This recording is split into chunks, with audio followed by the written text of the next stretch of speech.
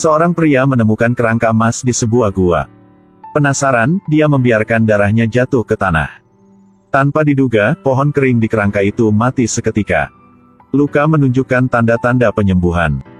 Jadi pria ini peras lebih banyak darah segar ke kerangka. Tidak lama kemudian, tubuh bersinar. Selain itu, tubuh juga mengeluarkan suara detak jantung. Penemuan ini membuatnya sangat gembira. Karena membiarkan kerangka emas hidup kembali. Dia mencuri tong penuh darah dari ruang penyimpanan. Pada saat yang sama, ia juga mengundang temannya datang untuk menyaksikan adegan mendebarkan ini. Menuangkan sejumlah besar darah ke dalam kerangka. Tapi kerangka itu tidak bereaksi sama sekali. Dia awalnya berpikir bahwa jumlah darah yang masuk ke tubuh itu tidak cukup. Jadi dia mencuri sebuah tong lain. Tapi temannya mengira dia memiliki masalah mental.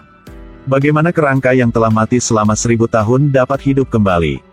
Di bawah saran temannya, dia memutuskan untuk membatalkan rencananya untuk menghidupkan kembali kerangka emas. Tidak lama ketika semua orang meninggalkan lab, kerangka emas yang awalnya tidak bergerak, tiba-tiba menghisap semua darah. Ada jejak kehidupan. Dan pada saat yang sama, Campion sedang mencari ular raksasa di tepian danau. Melihat permukaan danau, gelembung udara terus bergerak. Ketika hendak memanggil ular raksasa, dijatuhkan ke tanah oleh Adis ini. Meskipun Campion mencoba menjelaskan, tapi tetap tidak bisa mengubah pikiran kebencian di hatinya. Tepat ketika dia hendak mengambil tindakan, kemudian monster di danau itu meraih kakinya. Melihat teman lamanya terus-menerus berteriak meminta bantuan, Campion membawa batu itu ke arah monster itu. Tidak butuh waktu lama untuk merobohkan monster itu jatuh ke tanah. Ini adalah pertama kalinya Campion membunuh seseorang jadi sangat dia takuti. Dia dengan hati-hati membalut luka gadis itu.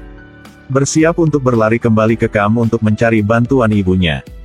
Tanpa diduga, mereka yang percaya pada Thor meluncurkan pencarian dia. Campion buru-buru berlari ke hutan. Tapi tersandung pohon dan jatuh ke tanah. Ketika penganut Thor hendak menembak Campion, kilatan cahaya mengenai mata mereka. Kerangka emas muncul di tengah udara, menyelamatkan Campion dari orang-orang itu. Setelah kembali ke kamp, Campion menceritakan kisah ini kepada ibunya. Dia masih mengira kerangka emas yang muncul adalah Dewa Thor. Dia menarik ibunya untuk melarikan diri dari tempat ini. Tapi ibunya masih memiliki satu hal yang harus dilakukan. Dia sepertinya merasakan ada sesuatu yang tidak beres. Jadi bawa Campion ke danau lagi. Tanpa diduga, Markus memblokir jalan. Orang di depan yang memiliki kekuatan hebat seperti Markus. Ibunya diseret pergi. Sementara Markus hendak mematahkan leher ibunya. Campion mengalihkan perhatiannya. Ibunya juga meluncurkan serangan balik, menjatuhkan Markus ke tanah. Sang ibu tiba-tiba menemukan. Kekuatan Markus awalnya tidak berasal dari Dewa Thor. Tapi karena dia menelan matanya, jadi dia mendapatkan kembali matanya dengan metode istimewa. Dibangkitkan kembali. Dia membawa Paul, yang terluka parah, ke kamp untuk perawatan. Segera dikelilingi oleh tentara. Jadi ibunya mengambil keuntungan dari jiwa. Untuk dengan mudah mengalihkan perhatian tentara, dia membawa Paul ke ruang perawatan. Dokter mengatakan itu dibuat oleh Thomas. Hanya dia yang bisa menyelamatkannya. Jadi ibunya pergi jauh ke dalam tempat Thomas berada. Tapi Thomas memintanya untuk memberinya 2 mata. Hanya dengan begitu, orang yang dicintainya akan bisa bertahan. Setelah melalui begitu banyak masalah, dia menolak permintaan Thomas. Dia percaya bahwa energi ada di tangannya. Hanya dengan begitu dia baru dapat melindungi orang yang dia cintai dari ancaman. Jadi dia menghancurkan sistem Thomas. Menjadi penguasa komunitas. Lamia mengambil tubuh hangus dari poros pelat. Di dalamnya ada Paul yang virusnya disuntikkan oleh Thomas. Sel-sel dalam tubuhnya telah berkembang pesat. Jika setelah 24 jam dia tidak menerima pengobatan, tubuh Paul akan membusuk oleh virus. Dan menjadi monster besar. Jadi Lamia memasuki ruang interogasi. Mencoba memaksa Busur untuk bertanya akan informasi penawarnya. Tapi kekuatan Kapten Keamanan terbatas. Tidak ada akses ke dokumen rahasia. Staf medis putus asa untuk mendapatkan token Thor. Mulailah berdoa dengan sungguh-sungguh. Hanya bisa membuat Paul pulih. bisa membuatnya melakukan apa saja. Tapi ia telah menunggu lama dan tidak menerima pemberitahuan apapun. Di saat yang paling putus asa, tiba-tiba melihat seekor lintah besar di kaca. Dia penasaran bagaimana di laboratorium tertutup seperti itu seekor lintah bisa merangkak masuk. Demi keselamatan Paul, dia memasuki laboratorium dengan memakai alat pelindung.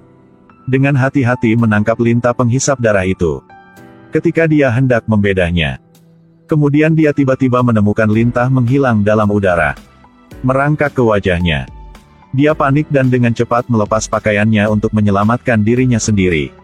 Sementara dia pikir dia telah keluar dari bahaya, tidak menyangka lintah ada di seluruh alat pelindungnya. Dia mencoba yang terbaik, tapi jumlahnya terus bertambah. Perawat hendak mencari seseorang untuk membantu. Tanpa diduga, lintah-lintah itu segera menghilang. Baru saat itulah dia menyadari bahwa dia sedang berhalusinasi. Tapi perasaan tadi sangat nyata. Dia punya perasaan bahwa dia tidak bisa membedakan mana yang nyata dan mana yang ilusi. Dia pikir dia tidak stabil secara mental. Bergegas menggunakan hologram untuk menilai kondisi mentalnya. Dia menggambarkan adegan tadi. Mesin evaluasi mengatakan bahwa lintah adalah monster laut asam, yang memiliki efek penyembuhan magis. Tapi akan berbahaya kalau mengumpulkannya. Karena Paul sedang berbaring di ranjang rumah sakit. Dia tidak bisa berpikir sebanyak itu. Dia mengajak champion ke pantai asam. Perangkat pencarian sederhana yang terbuat dari bola 3 dimensi. Tidak lama kemudian monster itu merangkak naik dari air. Ia mencari-cari suara yang terdengar. Champion memilih waktu yang tepat untuk membuang bom asap. Asap tebal muncul. Tidak lama kemudian monster itu pingsan ke tanah. Perawat buru-buru menarik lintah dari tubuh monster itu.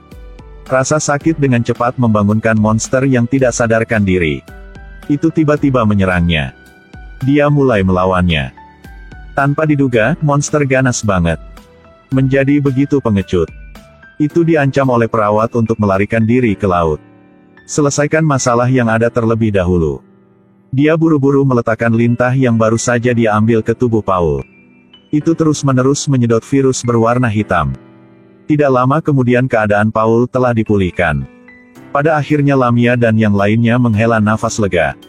Sementara semua orang berdiri di samping tempat tidur. Ayah membawa sebuah yang berbentuk bola masuk. Di dalamnya tercatat sumpah seorang gadis kecil saat bergabung dengan Dewa Thor. Sekarang ikuti Markus ke kuil. Karena untuk mempertahankan aturan baru didirikan. Lamia meminta ayahnya untuk menyingkirkan orang-orang penganut ini sesegera mungkin.